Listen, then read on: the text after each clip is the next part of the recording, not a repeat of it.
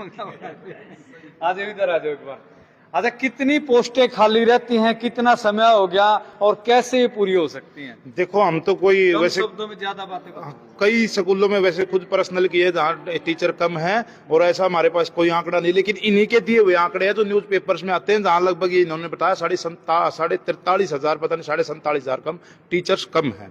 और जबकि और भी बहुत वैकेंसी इन्होंने बाकी निकालनी चाहिए, जबकि 2 साल पहले इन्होंने 75 वैकेंसी निकाली थी, इन्हीं को पूरा नहीं किया, जो कि 2023 में निकाल दी थी। 7500 अभी निकाली हुई थी जिसके लिए आपने फॉर्म भरा हुआ है। फार्म भी भरा, एग्जाम भी दिया, डीवी भी दिया, नहीं लेटर की तो बात से है, वो लेटर ही तो नहीं आया।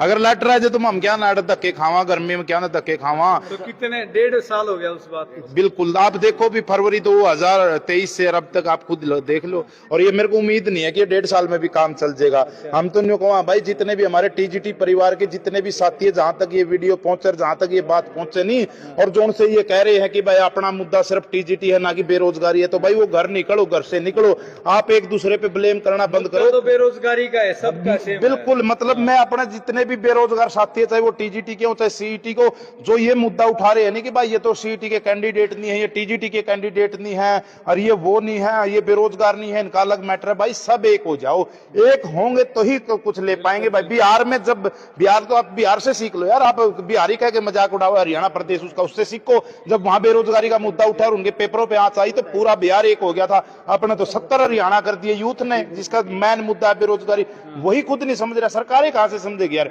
मैं मतलब यूथ से ये कह रहा हूं, आप खुद ये चीज नहीं समझ रहे कि हम बेरोजगार है, आप ये समझ रहे हो कि भाई टीजीटी अलग है, सीईटी अलग है, बेरोजगारी कोई मुद्दा नहीं है, तो आप कैसे अपने आप को ये कह रहे हो? भाई इस चीज को मत डिफाइन करो, इकट्ठे आओ, रोडों पे उतरो, बिल्कुल सरकार को दिखाओ कि हम अपने हक के लिए अपनी आवाज उठा सकते हैं। इसके लिए चाहे हमें सरकार के साथ जाना पड़े और चाहे हमें सरकार के खिलाफ जाना पड़े, अपने रोजगार के लिए जो लोकतंत्र में हमें सही लगेगा, हमें वही फैसला करना चाहिए। बिल्कुल। 22 को क्या फैसला लिया आपने, वो बताओ। भाई वो फैसला नहीं लिया है, क्या लेंगे, लेकिन ये जरूर है कि जब तक हमारा कोई फैसला नहीं आएगा, 22 को कुछ बड़ा ही करेंगे, जिसका भुगतान इस सरकार को जरूर करना पड़ेगा, क्योंकि उसके बाद तो ये इलेक्शन खत्म हो जाएंगे, फिर तो ये मतलब किसी को भी नहीं पूछते। हमारा रोजगार बेरोजगार और युवा को तो पिछले कई सालों से नहीं पूछ रहे, आगे तो क्या ही पूछेंगे। तो 22 तारीख को कुछ ऐसा जरूर करेंगे, ऐसा फैसला जरूर लेंगे जिससे सरकार को मजबूरी में पहले ही हमारा रिजल्ट और ज्वाइनिंग जो दे देना चाहिए था उसको देना पड़ेगा। अभी 22 तारीख तक हम ये भी कहते हैं सरकार को बिल्कुल खुल के, अगर 22 तारीख तक आप हमारा रिजल्ट और ज्वाइनिंग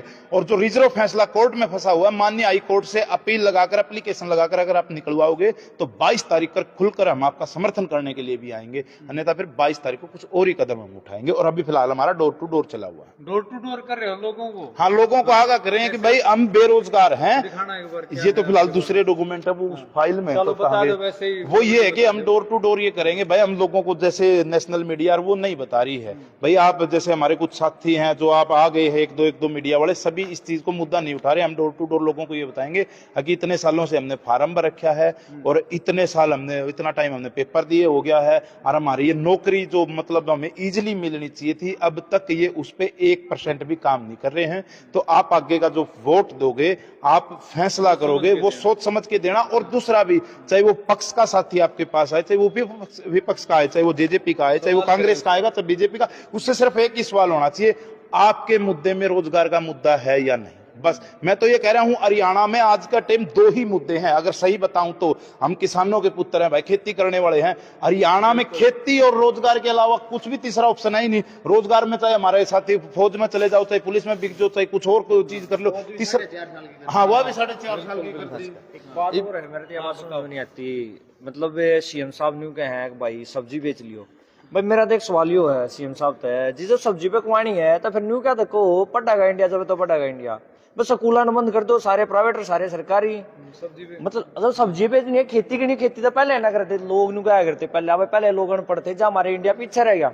अरे पढ़े लिखे ना, हम पीछे कर लाग रहे हो। मान मैं पढ़ा, मैंने बैचलर डिग्री करी, दो मास्टर डिग्री करी, इनके स्टेट क्वालिफाई करे, स्क्रीनिंग दे रखा, और मैं फिर भी सब्जी बेचूंगा, तो मैंने अपने घर क्या खर्चा लगवाना जरूरी था। भाई सीएम साहब तो पहले क्या लेता सब्जी बेच लियो भाई, जब इनके इलेक्शन आओगे ना, तो हम इतने रोजगार देंगे, नू देंगे, उसमें नू लिख देते सब्जी पे कमाओगे भाई, मारता वोट दो और चाहे मत दो। जब क्या था ना, कहते हैं यह बात, किससे भी नेता थे कोई नहीं पूछता, मैं इतनी लाइव देखूं भाई, सीएम साहब की लाइव भी चल रहे हैं, लोग उनके इंटरव्यू भी ले हुए हैं, या को कैबिनेट वाला भी ले हुए हैं। वहां मुद्दे हैं जी, फलाना पार्टी छोड़ गुड़ा बाज गया, डकड़ा पार्टी छोड़ गुड़ा बाज गया। अरे भाई तुम पार्टी की छोड़ो, तुम यह बात पूछ लो ना, पार्टी से सारे छोड़ कर बाजो, हम लोग अंदर रोजगार दे दो, थारी पार्टी में कोई छोड़ कर बाजी लोग छोड़े को ना। हम तो भाई इन न्यू चाहेंगे पूर्ण बहुमत आ जाए, 47 पूर्ण बहुमत, हम तो न्यू कहेंगे भाई तारी 70 सीट आओ, 90 थारी आओ, हम लोग इस लायक बनाओ। अगर लोग थारे 90 देवे, हम नहीं ई का गा जोड़ने, वो क्या जोड़ने जरूरत ना पड़े। चलो धन्यवाद भाई। भाई ने बहुत सारा दर्द अपना बयां करा। कहाँ से आए भाई साहब आप? मैं तो भाई बेरोजगार पुरता रहा हूँ, बेरोजगारपुर से। तो साथियों ये भी मेरा साडू है, मैं भी बेरोजगार हूँ काफी सालों से। अच्छा तो साथियों वीडियो के अंदर मर्यादा पूर्ण अपने कमेंट देना ना भूलें साथियों, और जितने भी साथी वीडियो को ज्यादा ज्यादा शेयर करें, और वीडियो को इतना शेयर करें, ये शेयर करने के बाद उस शमशेर के पास पहुंच जाए जो हरियाणा का शेर बना घूमता है, जिसको मनोहर लाल खट्टर कहते हैं, और दूसरा जो शमशेर है उसको नायब सैनी कहते हैं, जो फीलिंग ले रहे हैं सीएम बनने के बाद, उनके पास ये जरूर पहुंचने चाहिए।